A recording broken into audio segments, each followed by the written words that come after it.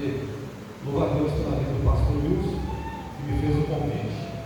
Agradeço a Deus pela vida dele, pela confiança de me dar essa oportunidade. Nesse momento, eu gostaria que os irmãos colocassem de pé e abrissem as Bíblias na primeira carta do apóstolo Pedro, capítulo 1, versículo de número 3. 1 Pedro, capítulo 1, versículo de número 3. Nós vamos meditar apenas em um versículo. Primeira carta do apóstolo Pedro, capítulo 1, versículo de número 3. Os irmãos encontraram? Pode dizer amém? Amém. Quem não encontrou, é só a minha escola bíblica dominical. Rapidinho, acha. 1 Pedro, capítulo 1, versículo de número 3, diz assim: talvez a minha tradução esteja um pouco diferente das dos demais irmãos, mas é pouca coisa. Diz assim: todo louvor seja a Deus, o Pai de nosso Senhor Jesus Cristo. Por sua grande misericórdia, Ele nos fez nascer de novo, por meio da ressurreição de Jesus Cristo dentre os mortos. Agora temos uma viva esperança. Os irmãos podem se sentar, glorificando o nome do Senhor. Meus queridos irmãos, antes de eu entrar propriamente dito no texto que eu acabei de ler, eu gostaria de primeiro deixar uma breve introdução sobre a carta do apóstolo Pedro, para que possamos estar mais inteirados do assunto a qual vamos falar. O conteúdo da carta de Pedro. Depois de uma saudação inicial, a carta louva a Deus pela esperança e salvação que Ele concedeu em Cristo. Isso forma a base para a exortação a uma vida santa e obediente, e um lembrete da obra redentora de Cristo, com um lembrete adicional acerca da importância de viver em santidade e amor. Em seguida, Cristo é apresentado como aquele em que os profetas do Antigo Testamento a respeito da pedra se cumprem, e a igreja é descrita em termos empregados para o povo de Deus no Antigo Testamento. Os cristãos devem viver na devida submissão às autoridades. Há exortações em separado para escravos, esposas e maridos. A comunidade cristã em geral é instada a viver em harmonia e amor, e a seguir o exemplo de Cristo, que lhes indica como devem sofrer, se necessário for, quando não tiverem cometido erro algum. Os crentes abandonaram o estilo pecaminoso de viver e devem viver de maneira que resulte em louvor a Deus. Os leitores estão passando por uma grande tribulação, dolorosa, mas devem suportar o sofrimento de maneira correta. Depois temos algumas exortações aos presbíteros, aos jovens e a todos, conduzidos com um cântico e uma conclusão epistolar normal. Quem é o autor da carta de Pedro? A própria carta vai afirmar que é o apóstolo Pedro quem a escreveu. O local de origem da carta. Essa carta ela se encontra em Babilônia.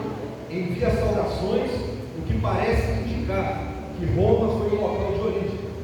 Babilônia era a maneira simbólica de referir-se a Roma, pois exprimia algo do orgulho, falso, imoralidade e impiedade de Roma.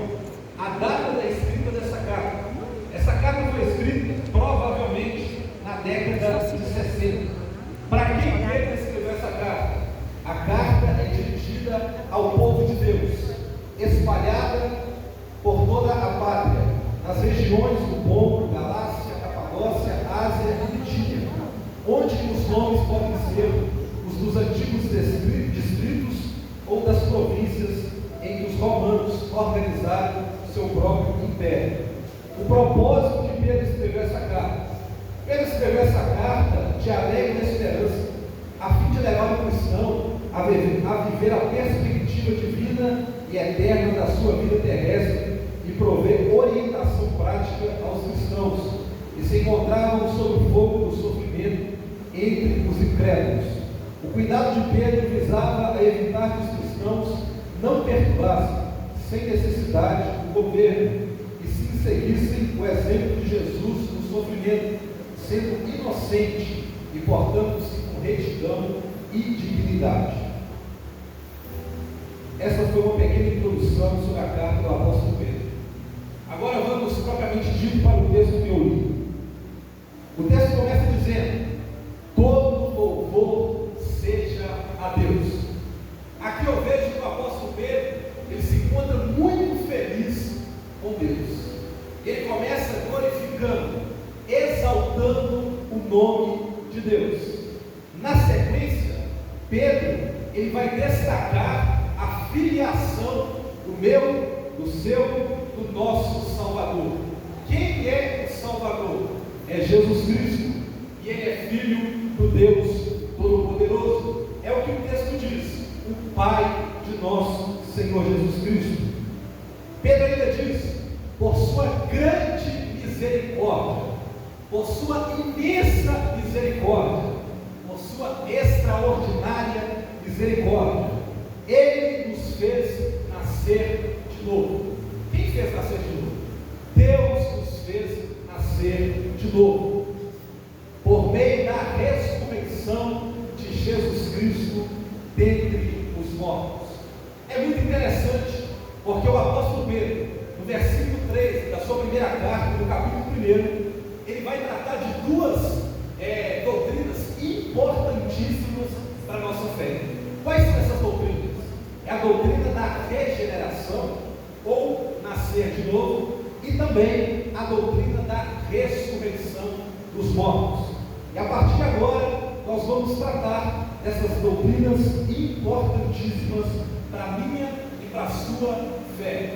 É de fundamental importância que você conheça, que você entenda essas doutrinas, para que você desfrute de uma verdadeira comunhão com Deus eterno, com o nosso Senhor Jesus Cristo e também com o Espírito Santo.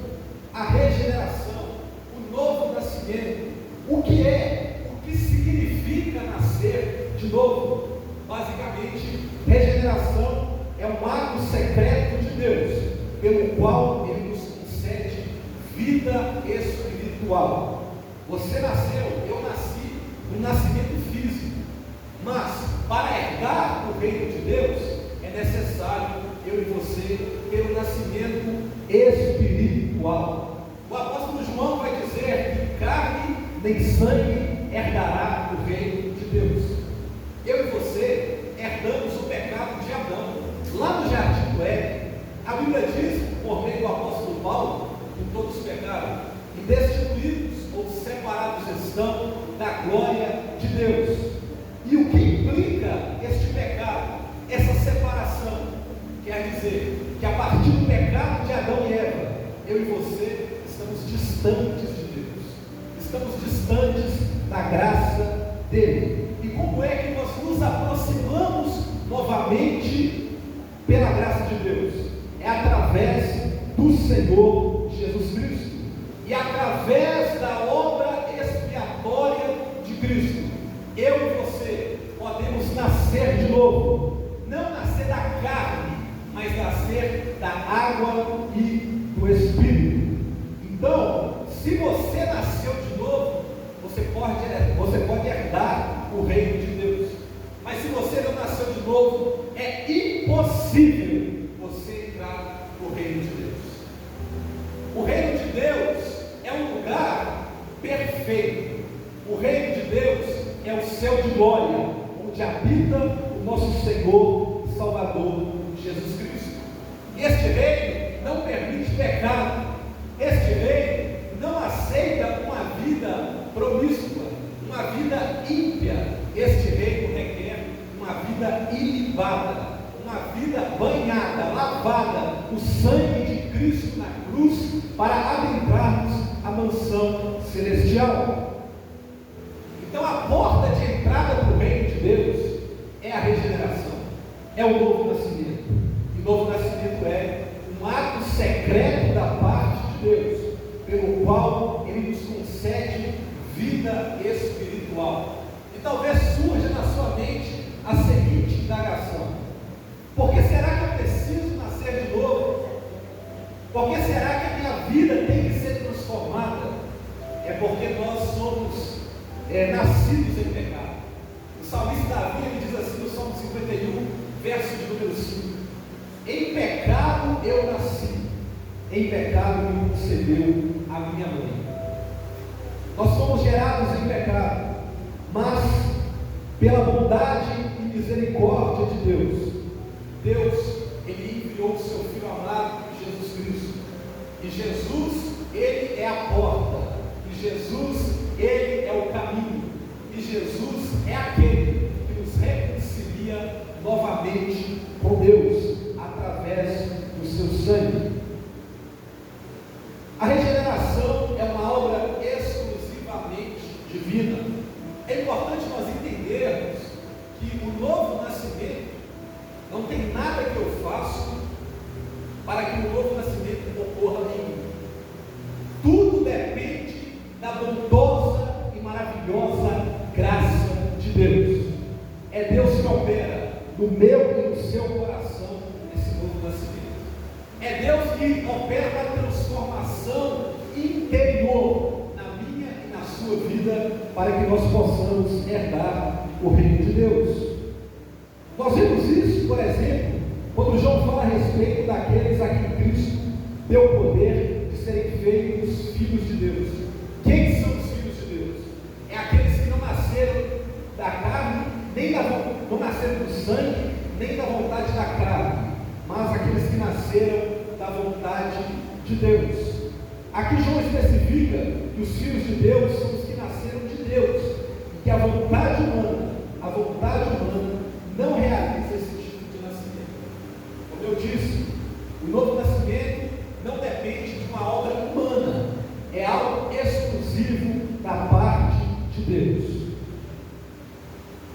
Agora nós vamos ver um pouquinho sobre os frutos dessa regeneração, desse novo nascimento que Deus opera na minha e na sua vida. Por exemplo, João afirma: todo aquele que crê que Jesus é o Cristo é nascido de Deus. Se você ouviu a pregação do Evangelho, o Espírito Santo trabalhou no seu coração, e você confessa de todo o seu coração que Jesus Cristo é Filho de Deus, que Jesus Cristo é nascido de Deus, essa é a primeira evidência que você nasceu de novo. Mais adiante, mas também existem outros resultados. Por exemplo, todo aquele que é nascido de Deus não vive na prática do pecado. O novo nascido de Deus, o crente que teve o novo nascimento, é impossível ele viver na prática do pecado. Isso não quer dizer que ele não peca, ele vai pecar, mas ele não vai ter deleite no pecado. E eu vou explicar para você a diferença entre viver no pecado e ter o pecado como um acidente. O cristão, nascido de novo, regenerado, transformado pela graça de Deus, ele não tem prazer nem deleite no pecado, mas ele vê o pecado como um acidente de percurso na sua vida. E é interessante nós notarmos que mesmo você e eu, que tivemos o agir da graça de Deus nas nossas vidas e nascemos de novo, nós não vamos parar de pecar enquanto estivermos aqui. Mas é interessante que o nascido de novo, o salvo, quando ele peca,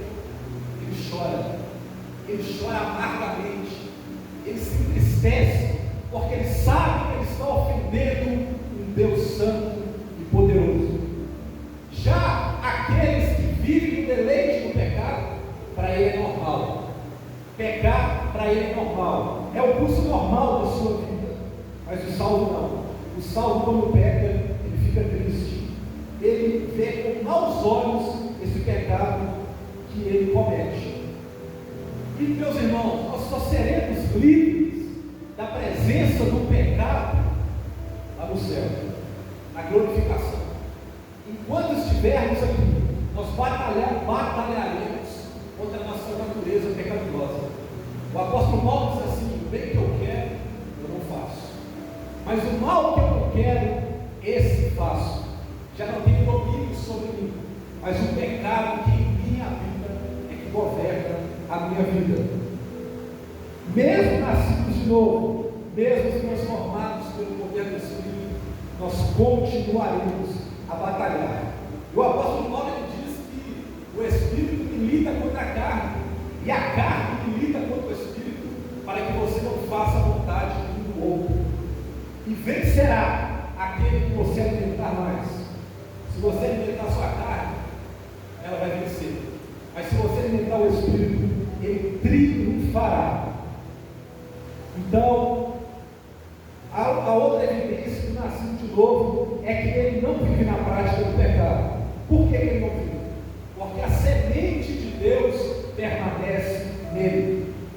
Ele não pode viver pecando porque é nascido de Deus. Está lá em 1 João, capítulo 3, versículo 9. O amor genuíno, mais uma evidência do nascido de novo. O amor genuíno, semelhante ao de Cristo, será um resultado específico na vida. Aquele que ama é nascido de Deus e conhece a Deus. 1 João capítulo 4, versículo 7. Mais uma evidência de que você nasceu de novo.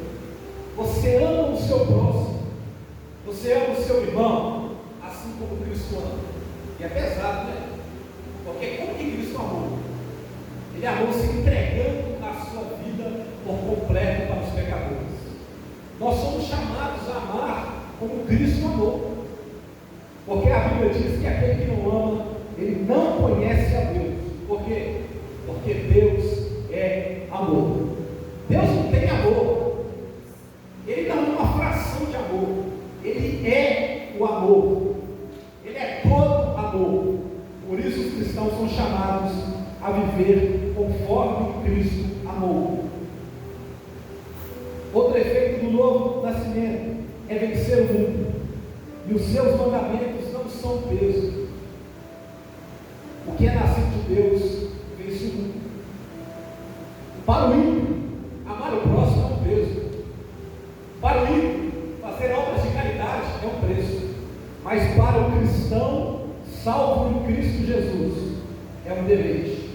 Não será um peso, será um deleite. Porque ele entende que Jesus o amou, mesmo sem ele merecer.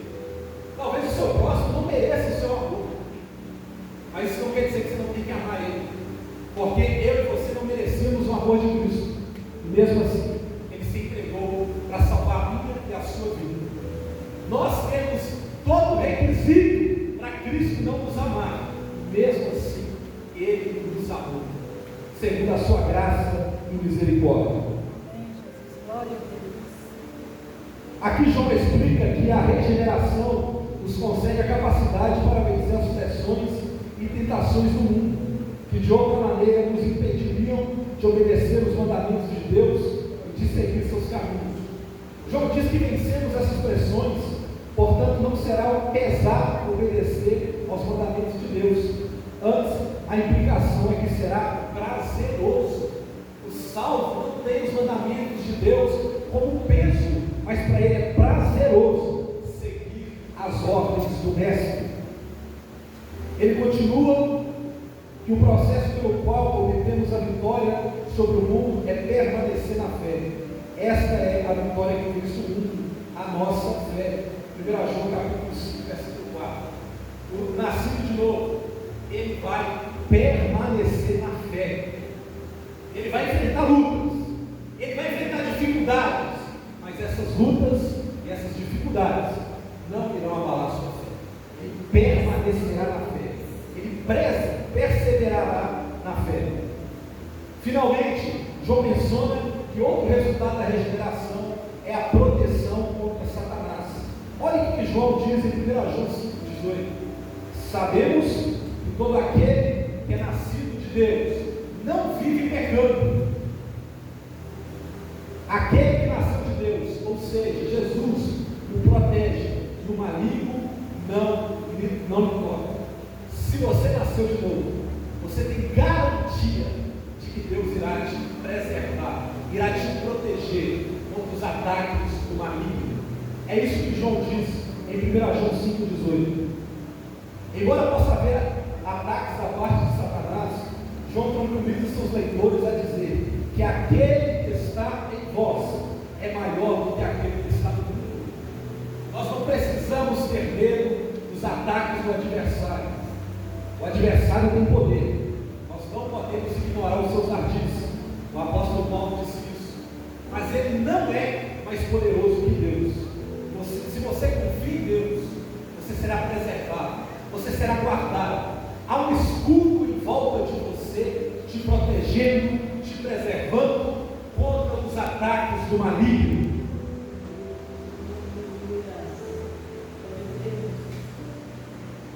Se houver regeneração genuína na pessoa, ela crerá que Jesus é o Cristo. Só para recapitular, o nascido de novo, para você saber que você foi regenerado, primeiro, você crerá que Jesus é o Cristo. Segundo, você terá um padrão de vida afastado do pecado. Você continuará pecando, mas você não terá deleite no pecado. Terceiro, você amará o seu próximo como Cristo amou a você. Quarto, você vencerá as tentações do mundo, não pela sua própria força, mas por aquele que nos chamou e nos guarda. Porque, como disse João, maior é o que está em nós do que aquele que está no mundo. Quarto, que você será salvo do mal supremo da parte do maligno. O Deus a qual eu e você cremos nos preserva dos ataques do maligno. Essa foi um pouquinho da doutrina da regeneração. Agora o apóstolo Pedro vai falar de uma outra doutrina muito importante também, que é a ressurreição do nosso corpo. Você não foi salvo, você não crê em Jesus para viver somente aqui nessa terra. A nossa esperança vai além daquilo que vivemos aqui, porque a morte do cristão não é o fim. Morrer aqui não é o fim. Existe uma vida eterna que nos aguarda ao lado do Salvador, o Senhor Jesus Cristo.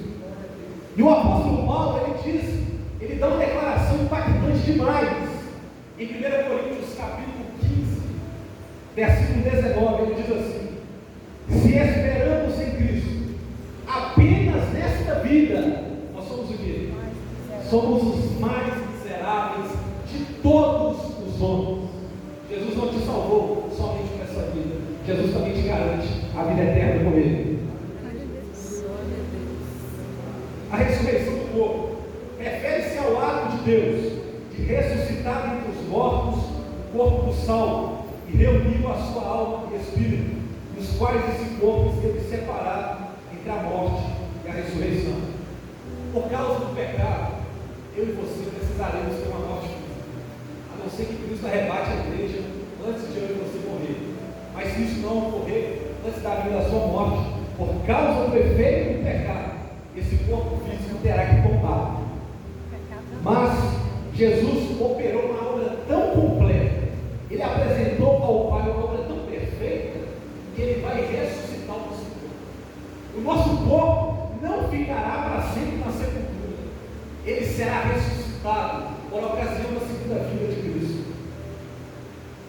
E a Bíblia nos dá pelo menos 3 razões pelas quais é necessário o nosso corpo ser ressuscitado. Primeiro, o corpo é a parte essencial da total personalidade do homem. A redenção que Cristo oferece abrange a pessoa total, inclusive o corpo. O que o apóstolo Paulo diz em 1 Tessalonicenses 5:23? Que todo o nosso corpo, alma e espírito seja plenamente conservados. Nada de nós vai se perder. Até esse corpo, que é matéria, um dia irá ressuscitar, para se unir com a nossa alma e o nosso espírito, para estarmos para sempre com o Senhor Jesus na glória. A segunda razão pela qual é necessário o nosso corpo ressuscitar é que o nosso corpo, ele é o quê? Ele é templo do Espírito Santo. E na ressurreição, ele voltará a ser templo do Espírito. Então o nosso corpo voltará a ser morada de Deus. A terceira e última razão pela qual o nosso corpo precisa ressuscitar dos para desfazer o resultado do pecado em todas as áreas. O último inimigo do homem, a morte do corpo, deve ser aniquilado. Como eu disse, por causa do efeito do pecado, nosso corpo terá que morrer. Mas a obra de Cristo foi tão completa, foi tão perfeita, que Ele irá ressuscitar o nosso corpo. E o apóstolo Paulo ele diz que o último inimigo a ser aniquilado é a morte. E aí ele traz um cântico lindo. Onde está a morte, a tua vitória? E onde está o inferno, o teu aguilhão? Ora, o aguilhão da morte é o pecado, e a força do pecado é a lei. Mas graças a Deus, que nos dá vitória por nosso Senhor Jesus Cristo. Como é maravilhoso nós sermos salvos pela pessoa bendita do Senhor Jesus. A nossa ressurreição corporal está garantida pela ressurreição de Cristo. Quando Jesus ressuscitou, Ele entrega uma obra perfeita para Deus. E é porque Jesus ressuscitou que eu e você também vamos ressuscitar. A ressurreição do nosso corpo dependeu da ressurreição do corpo de Cristo. Para entendermos quão completa, quão eficaz foi a obra de Jesus. E nós temos isso exemplificado em alguns textos bíblicos. Por exemplo, Mateus 28:6, Atos 17:31 e 1 Coríntios capítulo 15. A obra da redenção que Cristo gratuitamente nos oferece é completa, de maneira que cremos nele, não somente para essa vida terrena, mas temos esperança para uma vida futura. Você que ouviu essa palavra nessa noite, você entendeu que o novo nascimento é fundamental para que você entre no reino dos céus. E também a respeito da ressurreição. Nosso corpo há de ser ressuscitado por ocasião da segunda vinda de Cristo. Que Deus abençoe a todos os irmãos. Eu espero que Deus tenha falado ao coração de cada um. Eu agradeço a oportunidade em nome